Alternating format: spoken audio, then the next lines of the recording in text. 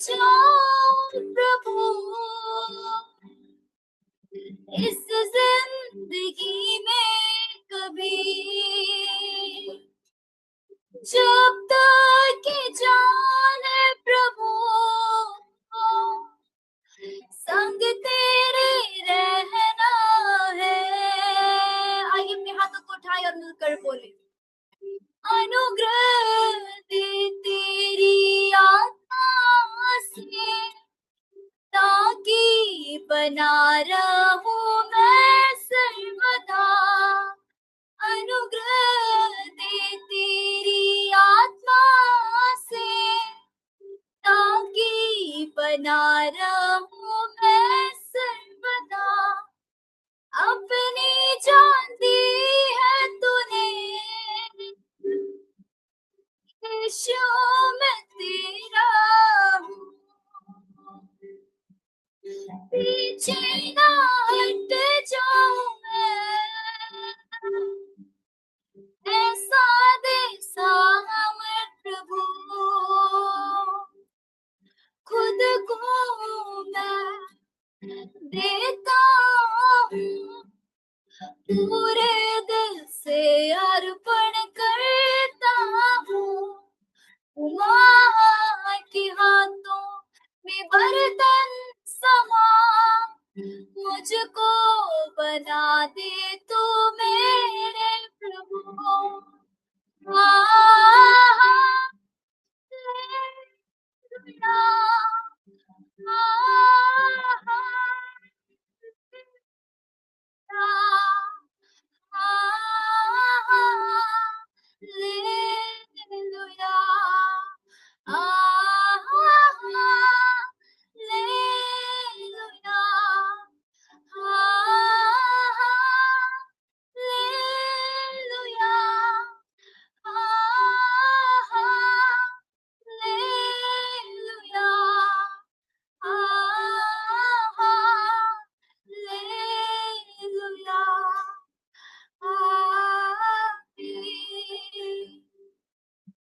आइए अपनी जुबानों से हम उसको बोले, प्रभु There is no one like you, Jesus. प्रभु आपके समान और कोई नहीं।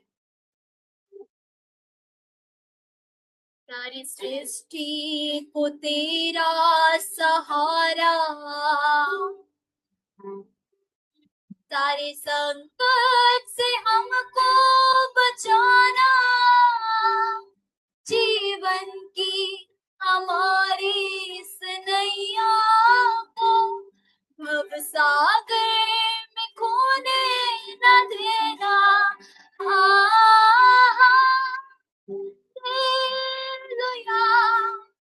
हालेलुया,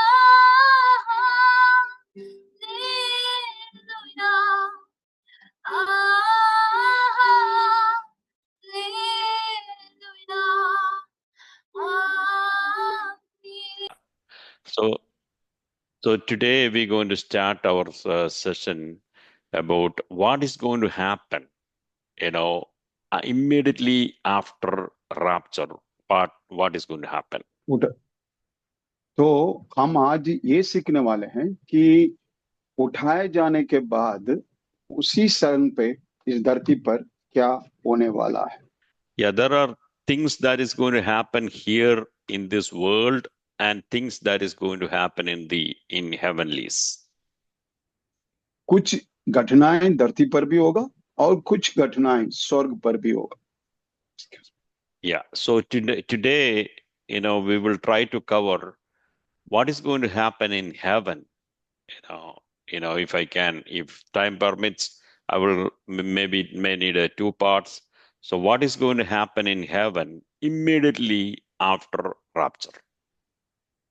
तो आज हम कोशिश करूंगा, अगर समय हमको अनुमति देता है, तो स्वर्ग में क्या होने वाला है उस चीज को हम देखना चाहेंगे कि उठाए जाने से बाद स्वर्ग में क्या होने जाना। मैं एक रिक्वेस्ट करूंगा, जितने भी हमारे जवान लड़का लड़की बैठे हुए हैं, कृपा कर एक डायरी पर ना सीक्वेंस ही लिख के जाएगा। आज इधर लिख दिया, कल उधर कहीं लिख दिया तो आपको कुछ भी नहीं समझ में आएगा।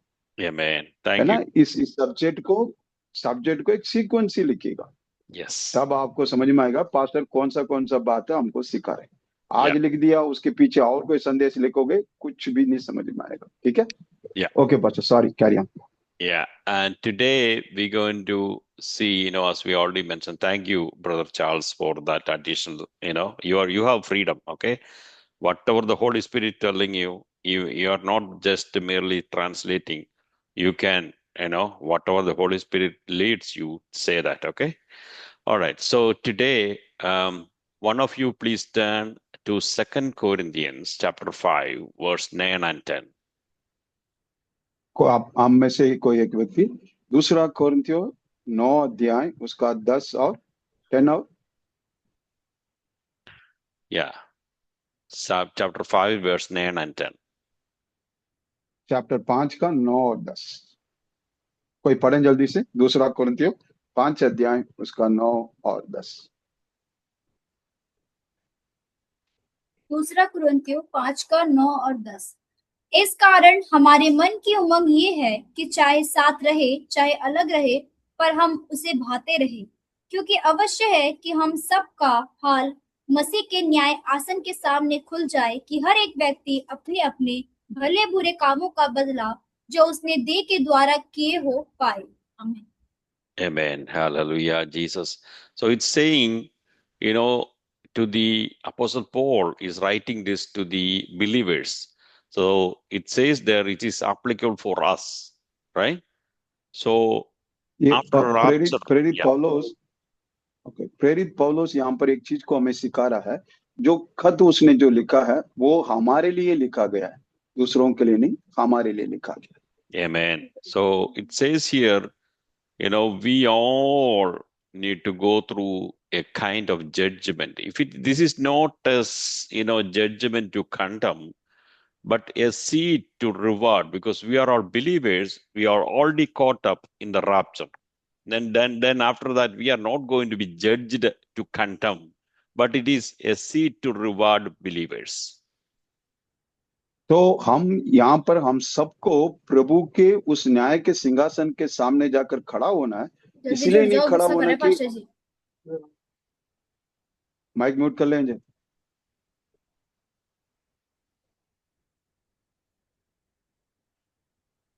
तो हम इस वचन को पढ़ते वक्त हम ये ना सोचें कि हम परमेश्वर के न्याय के सिंहासन में खड़े हो जाएं तो हमें दंड की आज्ञा मिलेगी ना। हमको न्याय के सिंहासन पर के सामने इसलिए खड़ा होना है कि हमें प्रतिफल मिलेगा।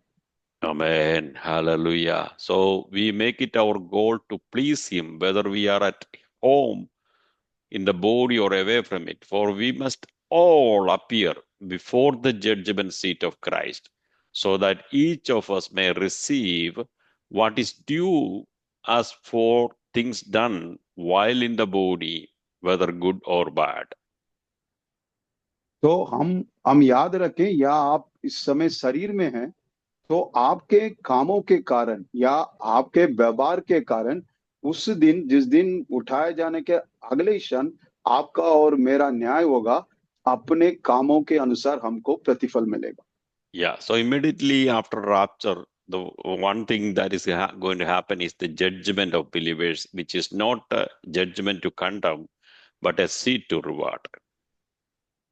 तो उठाए जाने के तुरंत बाद हम सबका न्याय होगा। वो न्याय हमको दंड की आज्ञा नहीं, परंतु हमको प्रतिफल देने के लिए जो काम आज हम धरती पर कर रहे हैं। Amen. So one of you please read Matthew chapter 12, verse 36. Matthew 12, आप में बस 36. आप में से कोई मत्ती रचित सुसमाचार 12 अध्याय उसका 36 पद को कोई जल्दी से पढ़े। मत्ती 12 का 36।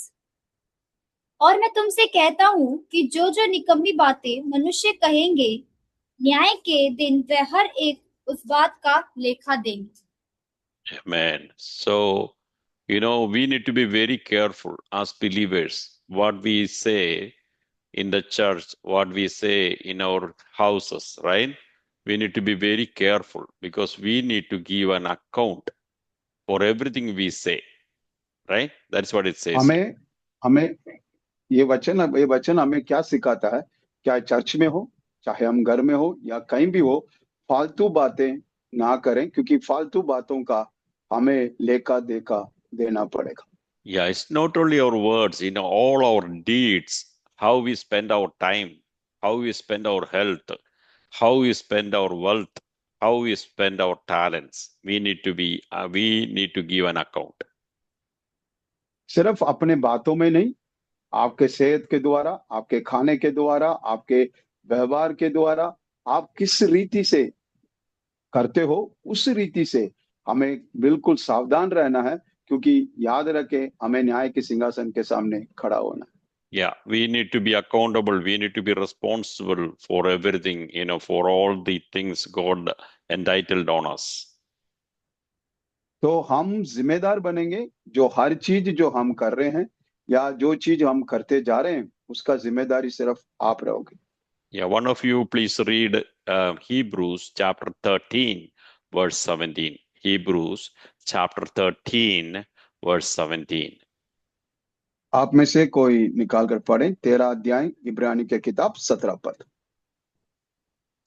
अपने अगुओं की आज्ञा मानो और उनके अधीन रहो, क्योंकि वे उनके समान तुम्हारे प्राणों के लिए जागते रहते हैं, जिन्हें लेखा देना पड़ेगा। वे ये Yeah. काम आनंद से करें, ना कि ठंडी सांस ले लेकर, क्योंकि इस दशा में तुझे कुछ लाभ नहीं। Amen. So when you are in your church, you need to have confidence in your pastor and submit to his authority, because they keep watch over you as those who must give an account. Do this so that their work will be a joy, not a burden, for that would be of no benefit to you. आपको अगर सफलता पानी हो या आपके जीवन में आशीष को पानी हो, तो आपके अगुवे के अधीनते में रहकर, आप उनके अंडर में रहकर आप रहेंगे, तो आपके लिए वो उत्तरदायित्व बनते हैं आपकी प्राणों के लिए। तो आपको अपने अगुवे के बातों को मानकर रहना है, ताकि आपकी उत्तरदायित्व लेकर वो खुशी से सेवा करें। Amen. So turn to 1 Corinthians chapter 4, verse 1 through 5. 1 Corinthians chapter 4. पहला कोरिन्थियों 4 अध्याय उसका 1 से लेकर 5 तक। कोई No, पढ़े one. जल्दी से। Yes. मनुष्य पढ़ो। हमें मसीह के सेवक और परमेश्वर के भेदों के भंडारी समझे। फिर यहाँ भंडारी में ये बात देखी जाती है कि वह विश्वास योग्य हो, परंतु मेरी दृष्टि में ये बहुत छोटी बात है कि तुम या मनुष्य का कोई न्याय मुझे परखे, वरन मैं स्वयं अपने आप को नहीं परखता, क्योंकि मेरा मन मुझे किसी बात में दोषी नहीं ठहराता, परंतु इसे मैं निर्दोष नहीं ठहरता, क्योंकि मेरा परखने वाला प्रभु है। इसीलिए जब तक प्रभु ना आए, समय से पहले किसी बात का न्याय ना करो। वही अंधकार की छिपी बातें ज्योति में दिखाएगा और मनों के अप्रियों को प्रकट करेगा, तब परमेश्वर की ओर से हर एक की प्रशंसा होगी। Amen. Hallelujah, Jesus. So it says here, as servants of Christ, you are entrusted with the mysteries of the God has revealed, right? It's required that तो आप जो परमेश्वर के सेवक हैं, आपके हाथों में जो गुण बातें हैं, जो गुप्त बातें हैं, परमेश्वर ने आपके हाथों में सौंपा है। Amen. So it's required that those who have been given a trust must prove faithful. If you are a servant of God, we are all, right? It's not only the pastor, right? We are all, doing some level of Lord's ministry. We need to be very faithful. हम सब सेवक हैं, और खासकर जो सेवा करते हैं, जो लीडर में रहते हैं, आपके हाथों में प्रभु ने उन गुण बातों को, उन रहस्य, मतलब जो सीक्रेट बात है जो आपको दिया गया स्वर्ग से, उसके ऊपर आपको वफादार रहना आने वाली है। Amen. Hallelujah, Jesus. So one of you, please go ahead and read Matthew chapter 24, 45 and 46. Matthew chapter 24, verse 45 and 46. मत्ती रचित सुसमाचार 24 अध्याय उसका 45 और 46 वचन को पढ़े। अतः वह विश्वास योग्य और बुद्धिमान दास कौन है, जिसे स्वामी ने अपने नौकर चाकरों पर सरदार ठहराया है कि समय पर उन्हें भोजन दे। धन्य है वह दास जिसे उसका स्वामी आकर ऐसे ही करते पाए। Amen. Who then is the faithful and wise servant whom the master has put in charge of the servants in his household to give them their food at the proper time? तो कौन है जो वफादार सेवक है, जो सही समय पर अपने अपने अंदर जो काम करते हैं उन्हें सही समय पर भोजन दे सके? वही एक वफादार परमेश्वर के सेवक। Yeah. When you see people around you, you need to serve them, right? You need to give them the word of God at the proper time. आपके कलीसिया में जो लोग आपके पास आते हैं उनको सत्य सिखाना, सही समय पर सत्य को सिखाना ही आपका कर्तव्य है। Amen. Because it says it will be good for that servant whose masters find him doing so when he returns. जब यीशु मसीह वापस आएंगे तो वो सेवक को देखकर वो खुश होता है जो अपने कार्य को वफादार और ईमानदारी से करता है। Amen. So, when all of us are not full-time serving the God of, or in Lord's ministry, but if you read Colossians chapter 3, 23 and 24, Colossians chapter 3, 23 and 24, what is it saying there? हम सब पूरी मतलब हम full time ministry में नहीं है, बहुत सारे लोग, लेकिन कोलोसी की किताब 3 अध्याय 23 और 24 क्या कहता है? वचन को पढ़े। जो कुछ तुम करते हो तन मन से करो, यह समझकर कि मनुष्य के लिए नहीं परंतु प्रभु के लिए करते हो, क्योंकि तुम जानते हो कि तुम्हें इसके बदले प्रभु से मिरास मिलेगी। तुम प्रभु मसीह की सेवा करते हो। Amen. So if you are at your work, secular work, if you are a Christian, other people are watching you. If you are not doing a very good job there, you are lacking off, you are not putting your 100% there, then it is not a good testimony. आप अपने कार्यालय में, नहीं तो school में, नहीं तो कहीं काम करते हैं, यदि आप मसीह हैं तो आप वहां पर वफादार नहीं रहेंगे तो आप एक सच्चे मसीह नहीं कहलाएंगे। Amen. So whatever you do, work it with all your heart as working for the Lord, not for human masters, since you know that you will receive an inheritance from the Lord as a reward. It is, the Lord Christ you are serving. You need to have that mentality when serving the Lord. आपके अंदर ये सोच होना चाहिए, नहीं तो ये विचार हो जाना चाहिए, मैं जो कुछ काम कर रहा हूँ या जो कुछ मैं इस धरती पर सेवा कर रहा हूँ, मैं अपने लिए नहीं कर रहा हूँ। जिसने मुझे चुना, जिसने मुझे इस योग्य समझकर ये काम दिया, मैं उसके प्रति वफादार नहीं। चाहे हम मनुष्य के सामने सेवा कर रहे हैं, लेकिन हमें परमेश्वर के प्रति, यीशु मसीह के प्रति हमें वफादार रहना। Amen. So, we learned about today, what would we learn? We learned about the judgment of the believers. That is not a judgment to condemn, but a seed to reward. We are going to be rewarded based on what we said, what we did, right? How we spend our time, the health, wealth, and talents. Those are the things we saw. And also, God willing, in the next session, we will go through, there are different kinds of teachings, right? You can teach it based on the word of God to glorify Lord Jesus Christ, or you can, show off your talents. So we're going to separate those. It can be either gold, silver, and precious stone, or wood, hay, and stubble. Those two things. There are two varieties of teachings, right? We're going to learn about that in the next session. तो आज हम क्या सीख रहे हैं कि मसीह लोग उठाए जाने से, ये पॉइंट्स वाइज लिख लीजिएगा, आपको आसान होगा, मैं आराम से बोल रहा हूँ, ठीक है? जो मसीह लोग यीशु मसीह के आगमन में जब उठाए जाते हैं तो उसी क्षण हम सबको न्याय के सिंहासन के सामने खड़ा होना पड़ेगा, ताकि हमारे ऊपर न्याय की दंड की आज्ञा ना हो, परंतु जो काम हम अपने हाथों से, जबानों से, हमारी व्यवहार, हमारे कामकाज, जब प्रभु को दिया हुआ सेवा, हमारी पैसा, हमारी सेहत, इन सब में हमने कैसे प्रभु को महिमा दिया, नहीं तो कैसे हमने अपनी मर्जी का जीवन दिया, उन सब का हमें लेखा जोखा देना पड़ेगा। ये याद रखें मसीह लोग, कि आपको एक न्याय के सिंहासन के सामने खड़ा होना पड़ेगा। आप क्या बोल रहे हैं, क्या सुन रहे हैं, क्या कर रहे हैं, आपके काम में कैसे हैं, आपके घर पे आप कैसे हैं, आपके स्कूल पे आप कैसे हैं, हर जगह का आपका न्याय होगा, क्योंकि आप परमेश्वर का बेटा बेटी।